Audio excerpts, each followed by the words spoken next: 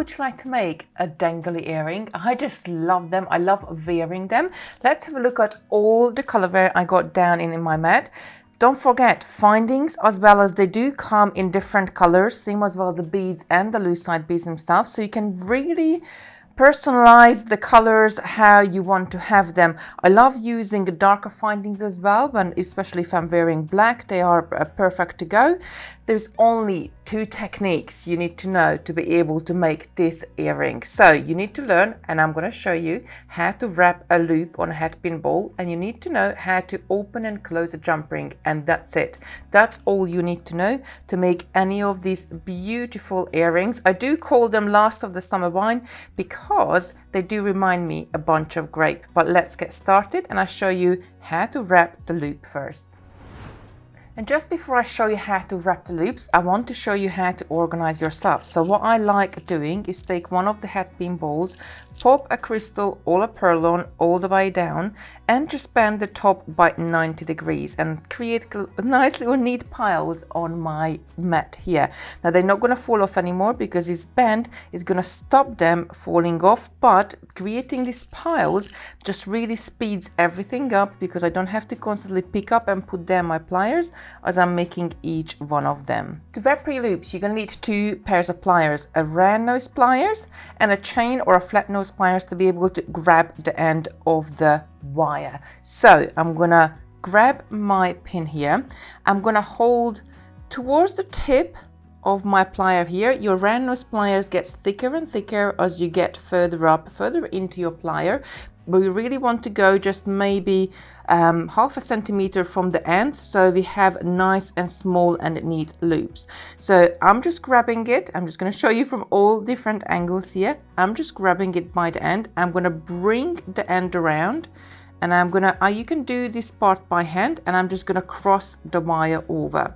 Now you don't want to have a large gap at the bottom, so if you find yourself that the gap is still quite big, then hold onto your bead here.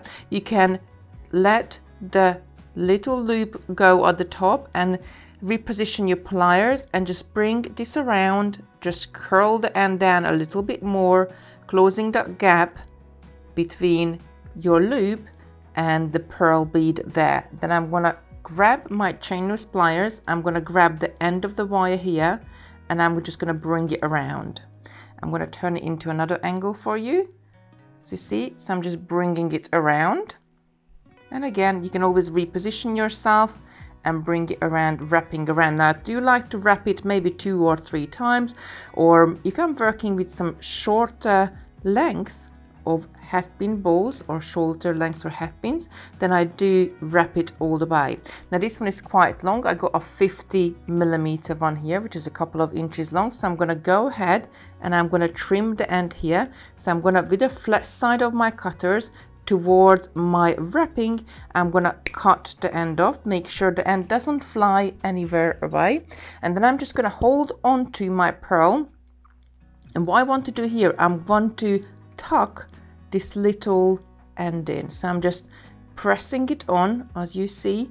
I'm pressing it into the coiling so I don't get any sharp or any scratchy feelings from the end of my wrapping. Now the next thing I'm going to do, I'm going to pop my round nose pliers back into my pearl, because as you can see, you don't have to do this, you can just leave your pearl as it is, but I do like to centralize my loop here, so I'm just going to slightly move it up so I got a nice central loop on the top of my pearl here.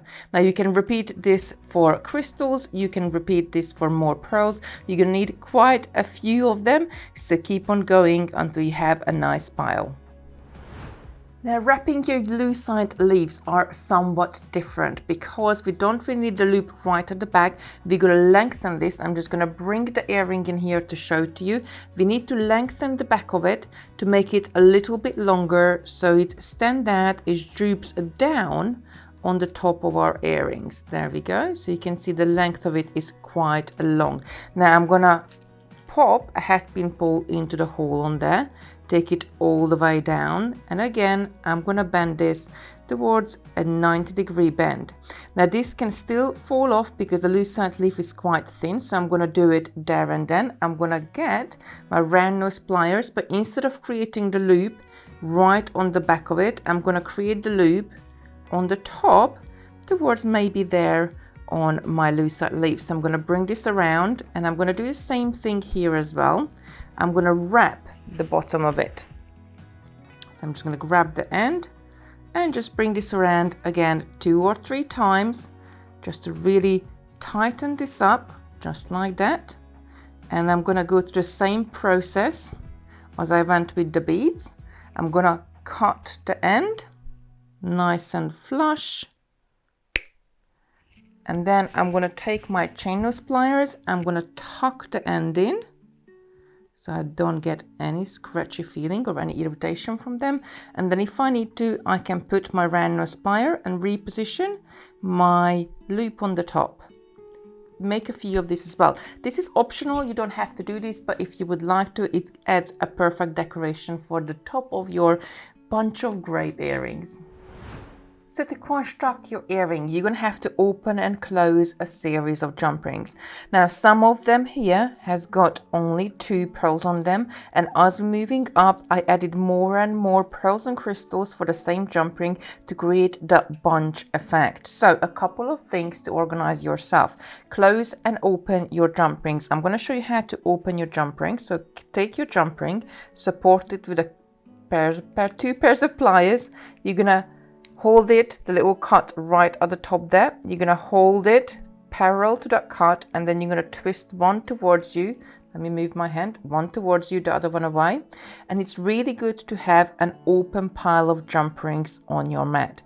Now I'm also going to have a closed pile of jump rings, and to close your jump rings completely, can you see there that the 2 ends kind of not meet? Because how they make the jump rings, they coil them up and then sew them so they create that almost closed look. So I'm going to close this up all the way. So I'm just going to take back towards, just like rub the ends together to make sure this is completely closed, and that going on the pile where my closed jump rings are. So let's get started. I'm going to take my first open jump ring, and I'm going to add a pearl right to the bottom of my earring. At the same time, I'm going to add a closed jump ring, and I'm going to close this up. So I'm going to reverse how I opened it. I'm going to try to support the jump ring as much as I can, and I'm going to twist it. I'm going to go past the midway just a little bit, and it should spring shut. Then I'm going to take my next open jump ring, and then I'm going to hook into the closed jump ring, which is just there, giving me a little bit of a length. Then I'm going to add 1 pearl to each side. You can do all sorts of different patterns. I do like to plan out my patterns in advance so I know what and when I have to do it. I'm always adding a totally closed jump ring onto the top because that's the one I'm going to hook into next.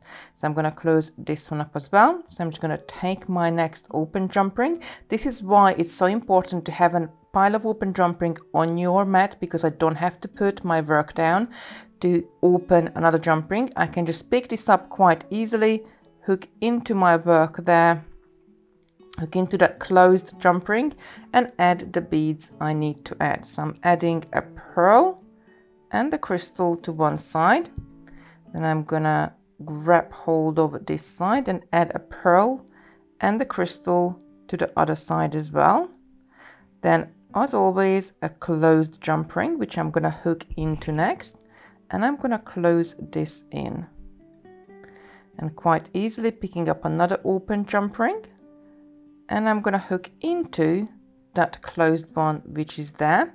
Then I'm going to add my next. So this time I'm going to be adding 3 beads. So I'm going to add a pearl, then a crystal, then another pearl onto one side. I'm going to hold on to this. I'm going to add the same on the other side. So I'm going to add a pearl, a crystal, and another pearl, and of course a closed jump ring, and I'm going to close this one back as well. Now you can just leave your little bunch like this. This is going to be a smaller one. If you want to take it to the next level, I'm going to add one more round. So I'm going to hook into the closed jump ring one more time, and I'm going to add a pearl crystal, pearl crystal onto one side, and then I'm going to repeat this on the other side as well. So I'm going to go and hold this with my other pair of pliers, and I'm going to go ahead, add a pearl crystal, pearl crystal to this side. I'm also going to add a closed jump ring onto here and close it back in. The more you're going to add onto your jump ring, the harder it's going to be to close, but you can always hold it with the tip of your pliers if you need to. Now I'm going to go ahead and I'm going to pick up another open jump ring. I'm going to hook into this closed jump ring, which is on there. All is it left to do is to add our lucite leaves. The lucite leaves are optional. You don't have to add them. I quite like them at the top because they just give you this beautiful little decoration, just little intricate design at the top. So I'm just going to go ahead and I'm going to add this on this side as well. And at the same time, what I'm going to do before I close this jump ring, I'm going to go ahead and add my air wire to the top. I'm going to go ahead and close the jump ring. And with that, one of the earrings is finished. Now you need to repeat this for the other time. You could do all sorts of different variations. You could have larger gaps between, so adding more just jump rings without adding crystals or any pearls. I really do love this technique. Now let's have a look at what materials I used and what you could use. Now materials I have used for this project is 6 by 1mm jump rings. I do like to use thicker ones because they make them nice and strong, and you know they're not going to come apart. Headpin balls, I do like to use headpin balls for wrapping techniques because they're a little bit softer than normal headpins and a little bit thinner sometimes as well. Now pearl beads, these are a little oval shape. You could use rounds, you could use any shape you like really. I quite like these ones because they're a little bit unusual. These crystals, they are so beautiful. They are crystal nuggets, so they haven't got a defined shape on them. They're just like sort of faceted all over the crystal itself. Now the lucite leaves, and these lucite leaves comes in all sorts of different colors. I do love these ones because they just brings your little bunch of grape earrings into life. Air wires, all sorts of different air wires you could use. These one just got a little sort of spiral and a little ball at the bottom, but you could use any of them. Now other things you might need is a couple of either chain nose or flat nose pliers and a round nose and the cutters as well to make your loops, and you cut down on your wire as well. Now you could use different size of beads. I kind of like to keep the crystals and the pearls to similar sizes so they go nicely together. Lucite leaves comes in all sorts of different shapes as well. You can even get lucite flowers. You could put a nice lucite flower on the bottom of your earring as well. Any color, any really easy technique, you could really experiment with it and take it to the next level. Just before you go, let me tell you, I do live sessions all the time. At the moment, it's on Sunday evenings at 7 p.m. when we can design and create together. I do really enjoy these, and it's a perfect opportunity for you to come along and ask any BD questions on any techniques so I can answer it for you. Make sure you turn on the bell after you subscribe so you get the notification and you will know when I release a video or when I go live. I also run a virtual bead club which is on Zoom, and people from all over the world join in, and it's just a really nice way to meet like-minded people. We do all sorts of different projects every single week. It's either on UK time, Thursday night, or Friday at lunchtime. Thank you so much for watching, and I see you very, very soon.